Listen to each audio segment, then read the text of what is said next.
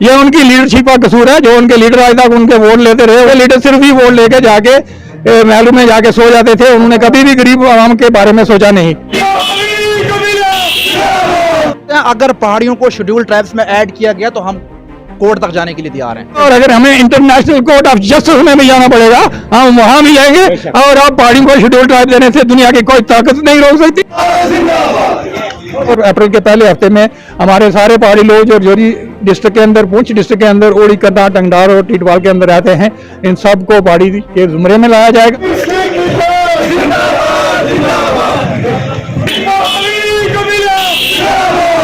आदाब नाजरीन, मैं हूं आपका मेज़बान इफ्तिकार सोफी और आप देख रहे हैं आवाम की आवाज़। इस वक्त हम मंडी के अंदर मौजूद हैं। पहाड़ी कन्वेंशन की रैली की गई और जिसमें को लीड कर रहे थे लोकेश शर्मा जी, और हमारे साथ खास बातचीत के लिए मौजूद है। लोकेश जी, बहुत बहुत शुक्रिया वक्त देने के लिए सबसे पहले। और जानना चाहूँगा आज की जो मीटिंग है और काफ़ी अरसे के बाद पहाड़ी आवाम की मांग पूरी होने जा रही है, तो क्या कहेंगे इस हवाले से? शुक्रिया आपका बहुत बहुत। सबसे पहले तो मैं मंडी की आवाम को मुबारकबाद देना चाह रहा हूँ, क्योंकि आज से 50 साल पहले ये मूवमेंट जब हमने यहाँ से ही शुरू की थी, तो ये मुबारक दती है। यहाँ पर बुढ़ा अमरनाथ जी की दती है, बटलकोट पे श्री साईं अलाई बख्श जी की ज़ियारत है और हिंदुओं का एक बहुत बड़ा पवित्र स्थान है। यहाँ से ही हमने ये यात्रा शुरू की थी आज से 50 साल पहले।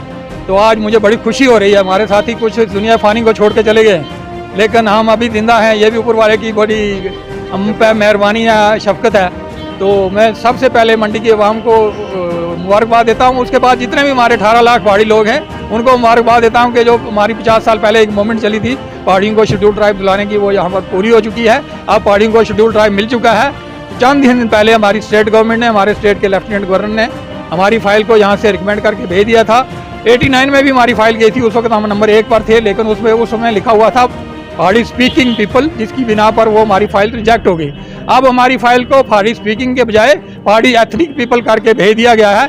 वो जो चीज़ थी पहाड़ी स्पीकिंग वाली, उसको रेटिफाई करके पहाड़ी एथनिक पीपल लिखकर सेंट्रल गवर्नमेंट को भेज दिया है, ट्राइबल अफेयर मिनिस्ट्री को। तो यहाँ से फाइल जाने के बाद हमारी फाइल को ट्राइबल अफेयर मिनिस्ट्री ने national commission for schedule tribe के पास भेजा 1 हफ्ते के बाद ही। तो national commission for schedule tribe ने उसको स्क्रूटनाइज करने के बाद जो है अप्रूव कर दिया है। और हमें जितने भी हमारे पहाड़ी लोग हैं रजौरी, पुंछ, ओड़ी, करनाल, टंगडार और टीटवाल के अंदर, इनको पहाड़ी कबीले के जुमरे में लाया गया है। हमको शेड्यूल ट्राइब ऑलरेडी डिक्लेयर कर दिया गया है। अब इसमें थोड़ी सारी लीगल फॉर्मेलिटी रह गई हैं, वो चंद दिनों के बाद हमारी लीगल फॉर्मेलिटी पूरी होने के बाद जो है हमें पूरी तरह से शेड्यूल ट्राइब का दर्जा मिल जाएगा और हमें शेड्यूल ट्राइब सर्टिफिकेट मिलना शुरू हो जाएगा। और आपको बता देना चाहता हूँ कि national commission for schedule tribes ने हमारी फाइल जो है वो इंडिया गवर्नमेंट को भेजी है।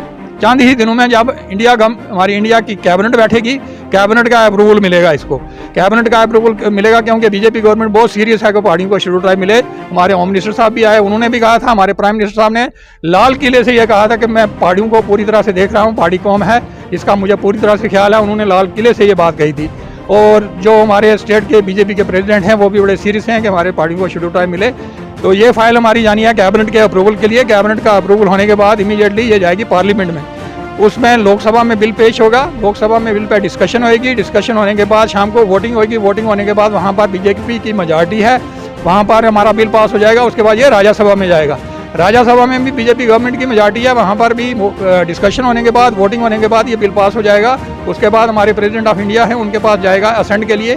तो प्रेसिडेंट ऑफ इंडिया जब इस पर साइन कर देंगे तो उसके बाद नोटिफिकेशन निकलेगी। नोटिफिकेशन निकलने के इमीडिएटली बाद जो है पहाड़ियों को शेड्यूल ट्राइब के सर्टिफिकेट मिलना शुरू हो जाएंगे। और मुझे पूरी उम्मीद है इस सारे प्रोसेस को 2 महीने लगेंगे और अप्रैल के पहले हफ्ते में हमारे सारे पहाड़ी लोग जो जोरी डिस्ट्रिक्ट के अंदर, पुंछ डिस्ट्रिक्ट के अंदर, ओड़ी, करनाल, टंगडार और टीटवाल के अंदर रहते हैं, इन सब को पहाड़ी के जुमरे में लाया जाएगा, शेड्यूल ट्राइब मिलना शुरू हो जाएगा।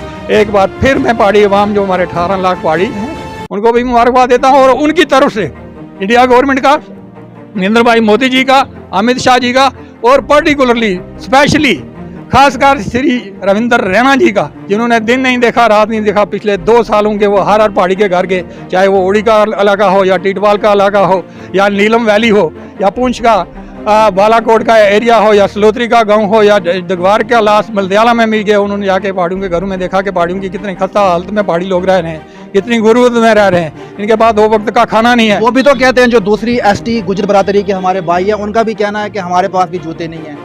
हम जब डोकों में जाते हैं तो हमारे पाँव में जूते नहीं होते हैं। तो वो कहते हैं कि हम जो गरीब हैं पहाड़ी लोग जो हैं वेल सेटल्ड हैं, वो अच्छे लोग हैं, लेकिन हम गरीब हैं। बदकिस्मती की बात यह रही कि मैं उनकी भी वकालत करता हूं कि आज तक उनको शेड्यूल ट्राइब मिले हुए 35 साल हो गए हैं, दुनिया की हर फैसिलिटी उनको मिल रही है।